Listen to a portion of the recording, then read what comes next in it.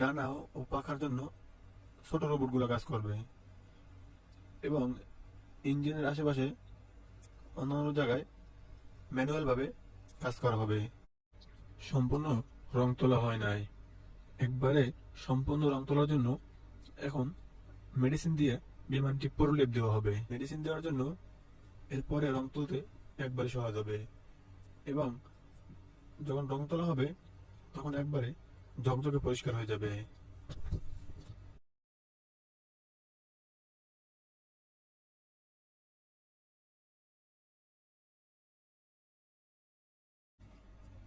এখন রোবট দিয়ে সম্পূর্ণ রং তুলে ফেলা হবে, এবং বিমানটি দেখতে আয়নার মতো পরিষ্কার হয়ে যাবে।